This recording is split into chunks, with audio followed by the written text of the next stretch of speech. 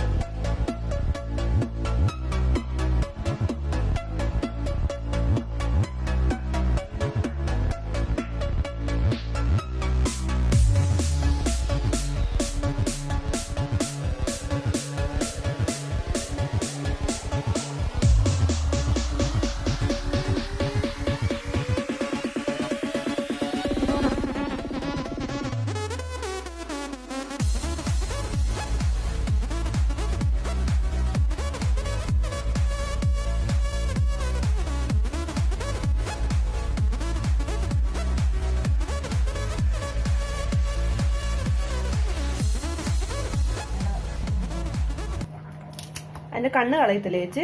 കണ്ണ് കളയില്ല. ഈ കണ്ണ് കൊച്ചു കുട്ടികൾക്കൊക്കെ ഭയങ്കര ഇഷ്ടമാണ്. അതുകൊണ്ടേ ഈ കണ്ണ് പ്രത്യേകം എടുത്തിട്ട് നമ്മൾ മക്കൾക്ക് എടുത്ത് കൊടുക്കും. നമ്മുടെ മക്കൾക്ക് അവര് കഴിക്കോ? പിന്നെ അവരും കഴിക്കും, വലിയവരും കഴിക്കും. നമ്മുടെ കണ്ണിന് ശക്തി കൂടുതലെന്നാ പറയുന്നത്. ഞങ്ങളുടെ നാട്ടിലൊക്കെ കണ്ണ് ഇത് തലയുടെ ഒരു എന്താ പറയാ ഒരു 3/4 ഭാഗം കളയും കേട്ടോ സത്യത്തില്. ആണോ? ഞങ്ങള് തല കളയില്ല. തലയുടെ അകത്താ ഇതിന്റെ പിന്നെ കൊഴുപ്പൊക്കെ ഇരിക്കുന്നത്. അപ്പൊ തലച്ചോറിലുള്ള ഇത് നമുക്ക് നമ്മുടെ തലയ്ക്കും അത് ചേരും. ഇത് കണ്ണെടുത്ത് സെപ്പറേറ്റ് ഇടും അതോ? ഇങ്ങനെ ഇടും. ചിലതൊക്കെ അതിനകത്തോട്ട് ചേരും. ഈ പീസ് പിള്ളേർക്ക് എടുത്ത് കൊടുക്കും. താഴെ വെച്ച് ഈ പീസ് പിള്ളേർക്ക് എടുത്ത് കൊടുക്കും. കണ്ടോ? തല വന്നണ്ട, കണ്ണ് വന്നണ്ട. ഇതൊക്കെ ഞങ്ങളുടെ നാട്ടിലോട്ട് അങ്ങോട്ടൊക്കെ ആണെങ്കിൽ നമ്മളത് കളഞ്ഞിരിക്കും. നിങ്ങള് കളയില്ല. അതിലേ ഉള്ളു. ഇങ്ങനെ ഇടും. ഇത് ഇങ്ങനെ ഇടും. മീൻ നമ്മൾ നന്നായിട്ട് വെട്ടി വൃത്തിയാക്കി എടുത്ത് വെച്ചിട്ടുണ്ട്, കഴുകി എടുത്ത് വെച്ചിട്ടുണ്ട്. അപ്പൊ ഞാൻ ഒരു മീൻ ഇപ്പൊ കറി വെക്കുന്നുള്ളൂ. ഒരു മീൻ നമ്മള് ഫ്രീസറിൽ എടുത്ത് വെക്കും. ചിക്കൻ വെച്ച് ഇങ്ങനെ വെള്ളം ഒഴിച്ചിട്ടാക്കണേ അത് മീൻ ചീത്ത ആ ഫ്രഷ്നെസ് കിട്ടാൻ വേണ്ടി നമ്മൾ എങ്ങനെയാ മീൻ ഫ്രഷ്നെസ് കിട്ടേണ്ടതെന്ന് അറിയാൻ വേണ്ടി, ആ ഫ്രഷ്നെസ് കിട്ടാൻ വേണ്ടി നമ്മൾ മീൻ ഡ്രൈ ആയിട്ട് ഫ്രിഡ്ജിൽ വെച്ചാൽ ആ മീനകത്തുനിന്നായിരിക്കും ഐസ് ആവുന്നത്. വെള്ളം ഒഴിച്ചു വെച്ചാൽ ആ വെള്ളത്തിനകത്താണ് ഐസ് ആവുന്നത്. മീൻ അതേ കണക്ക് ഫ്രഷ് ആയിട്ട് തന്നെ ഇരിക്കും. നമ്മള് ഫ്രീസറിൽ വെച്ച് കഴിഞ്ഞാൽ നമ്മൾ എടുത്ത് ഉപയോഗിക്കുമ്പോൾ നല്ല ഫ്രഷ് ആയിട്ട് തന്നെ ഉപയോഗിക്കാൻ പറ്റുമെന്നാണ് എനിക്ക് പറഞ്ഞത്. മീൻ ഏകദേശം നമുക്കൊരു 1.5 കിലോ മീനാണ്. ഇനി നമുക്ക് ആവശ്യമായിട്ടുള്ള സാധനങ്ങൾ നമുക്ക് പറയാം. ഞാനിവിടെ ഒരു 3 പച്ചമുളക് ചെറുതായിട്ട് എടുത്തിട്ടുണ്ട്. പിന്നെ ചെറിയ കഷ്ണം ഇഞ്ചിയും ഒരു 3 അല്ലി വെളുത്തുള്ളിയും 4 അല്ലി വെളുത്തുള്ളിയും പിന്നെ ഇഞ്ചി ഗാർലിക് പേസ്റ്റ് ആയിട്ട് എടുത്തിട്ടുണ്ട്. അതുകൊണ്ടാണ് ഇഞ്ചിയും വെളുത്തുള്ളിയും കുറച്ചെടുത്തിരിക്കുന്നത്. അപ്പോൾ പേസ്റ്റ് ഉള്ളതുകൊണ്ട് നമുക്ക് ഒത്തിരി ഇഞ്ചിയും വെളുത്തുള്ളിയും വേണ്ട.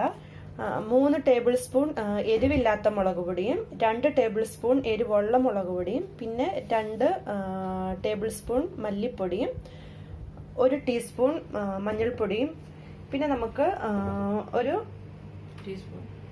ടീസ്പൂൺ കുരുമുളക് പൊടി നമ്മൾ എടുത്തിട്ടുണ്ട്. പിന്നെ ഒരു 8 എടുത്ത് ചെറുതായിട്ട് മുറിച്ച് വെള്ളത്തിലിട്ട് വെച്ചിട്ടുണ്ടായിരുന്നു. പിന്നെ നമുക്ക് വേണ്ടത് ഏറ്റവും ലാസ്റ്റ് വേണ്ടത് നമുക്ക് ഉലുവായും കടുകും കൂടെ വറുത്ത് പൊടിച്ചത് നമ്മുടെ കയ്യിൽ ഇരിപ്പുണ്ട്. അത് നമ്മളിവിടെ എടുത്ത് വെച്ചിട്ടുണ്ട്. അപ്പം നമുക്ക് കുക്ക് ചെയ്യാൻ തുടങ്ങാം. പാൻ ചൂടായിട്ടുണ്ട്. ഇനി നമുക്കതിലേക്ക് ആവശ്യമായിട്ടുള്ള ഓയിൽ ഒഴിച്ചു കൊടുക്കാം. ഇതൊരു ഏകദേശം എത്ര ടേബിൾ സ്പൂൺ ഓയിൽ ഉണ്ടാവും ചേച്ചി? 3 സ്പൂൺ കാണും.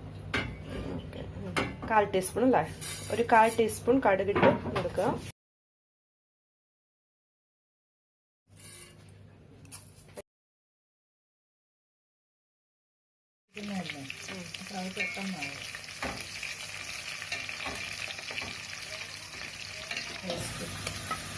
സാധാരണ ഞങ്ങള് എന്താ പറയാ ചില വീഡിയോയിലൊക്കെ ഞാൻ കണ്ടിട്ടുണ്ട് ആദ്യമേ ഈ ഇഞ്ചിയും വെളുത്തുള്ളിയുടെ പേസ്റ്റ് ആദ്യമേ തന്നെ ചേർക്കുക, അതിന് ശേഷം പച്ചമുളക് ഇഞ്ചിയൊക്കെ ചേർക്കുന്നത്. ചേച്ചി ഇതിപ്പോൾ ലാസ്റ്റ് ആയിട്ട് അല്ലേ? അതെന്തുകൊണ്ട് അങ്ങനെ ഇട്ടാ? അതെന്ന് പറഞ്ഞാൽ അത് വലിയ പീസല്ലേ, അപ്പൊ ഇത് നമ്മൾ അടിച്ചു വെച്ചേക്കുന്നതല്ലേ, അപ്പൊ അത് ഇതുമായിട്ട് ഒരുപോലെ ഇത് മിക്സായി വരത്തില്ല. ഇത് പെട്ടെന്ന് കരിഞ്ഞു പോകും. അപ്പൊ ഇത് ഈ പച്ചമുളകും വെളുത്തുള്ളിയൊക്കെ വഴന്നതിന് ശേഷം മാത്രമേ പേസ്റ്റ് ചേർക്കാവുള്ളൂ. ആദ്യം മല്ലിപ്പൊടിയാണ് മഞ്ഞപ്പൊടി ഇടണം. ഫസ്റ്റ് മഞ്ഞപ്പൊടിയാണ് ഇടുന്നത്.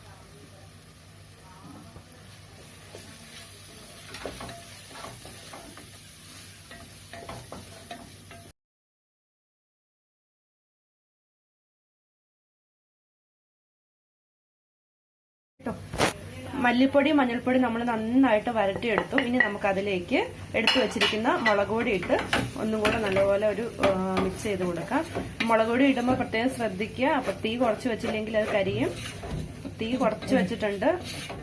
ഒരു ഇച്ചിരി പുളിവെള്ളം നമുക്ക് അതിൻ്റെ അകത്തോട്ട് ഒഴിച്ചിട്ട് ഒന്നും കൂടെ ഒന്ന് മിക്സ് ചെയ്ത് കൊടുക്കാം. അപ്പൊ ആ പൊടിയുടെ ആ ഒരു ഇതെല്ലാം മാറും.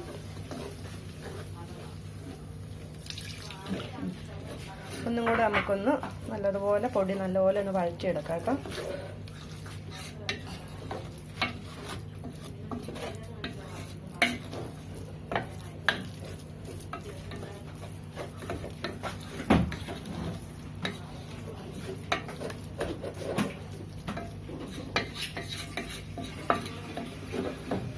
ഇനി എന്താ നമുക്ക് പുളിവെള്ളം ഒഴിച്ചു കൊടുക്കണം. നമ്മൾ പുളിവെള്ളം ഒഴിക്കണം.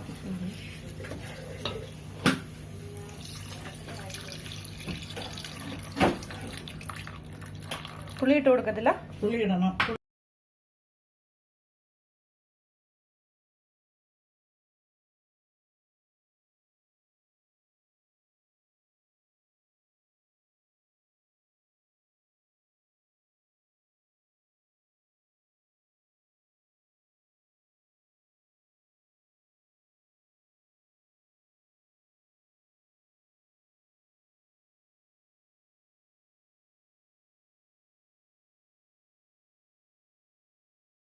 ഇനി നമുക്കിതിലേക്ക് ആവശ്യമായിട്ടുള്ള ഉപ്പിട്ട് കൊടുക്കാം. ഇത് 1 ടേബിൾ സ്പൂൺ ഉപ്പാണ് ഇട്ടിരിക്കുന്നത്. നമുക്ക് ഉപ്പ് കുറവുണ്ടെങ്കിൽ നമുക്ക് പിന്നീട് ഇട്ട് കൊടുക്കാം.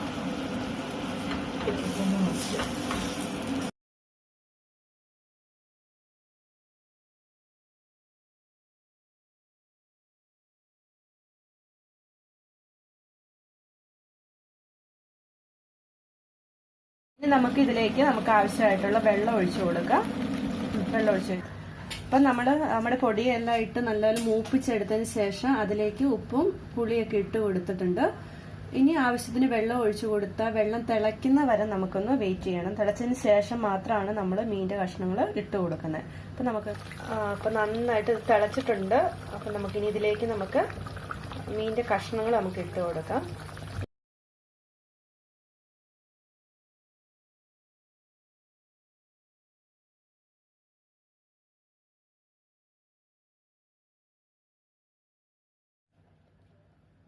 താത്തി കൊടുത്തേ.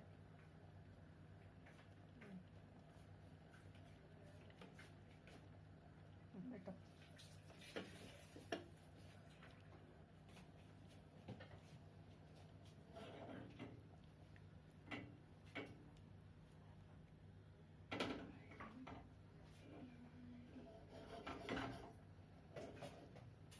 കറക്റ്റ് വെള്ളം ആവശ്യം. ഇപ്പം നമ്മുടെ മീനിന്റെ കഷ്ണങ്ങളൊക്കെ നമ്മൾ ഇട്ട് കൊടുത്തിട്ടുണ്ട്.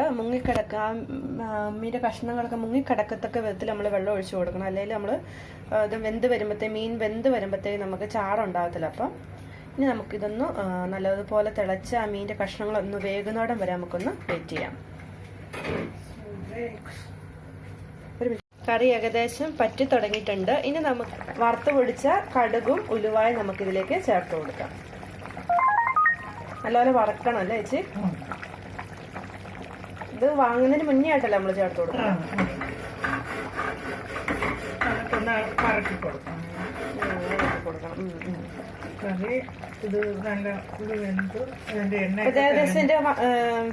ഏകദേശം വെള്ളം പറ്റി തുടങ്ങിയില്ലേ?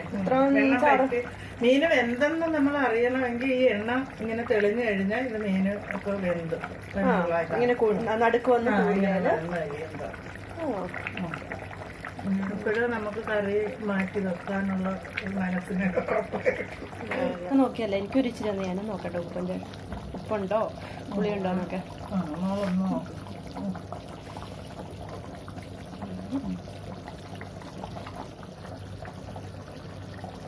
പുളി ഉപ്പൊക്കെ ഉണ്ട്. നല്ല ടേസ്റ്റ് ഉണ്ട് ഇതില്. കൊള്ളാട്ടോ.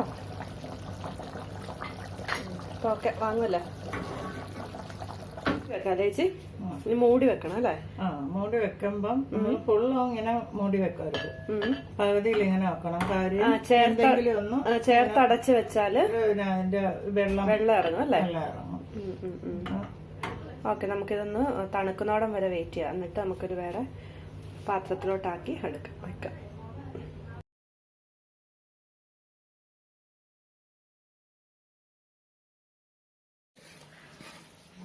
എന്റെ പറഞ്ഞേ ചട്ടിയിലിട്ട് വടിച്ച് എന്തായാലും ഒരു തുള്ളി പോലും കളയാനില്ല.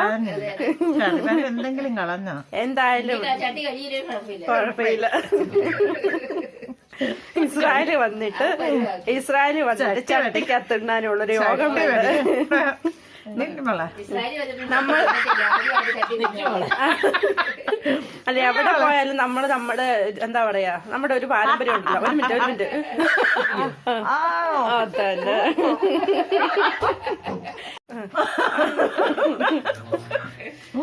നമ്മുടെ മലയാളികളുടെ കളി മലയാളികളാണോ കളിയും കൂടെ അതിലൊരു അടിക്കുറിപ്പും കൂടെ കൊടുക്കും. എന്നാ തട്ടിക്കും. Okay action കൊള്ളാട്ടോ.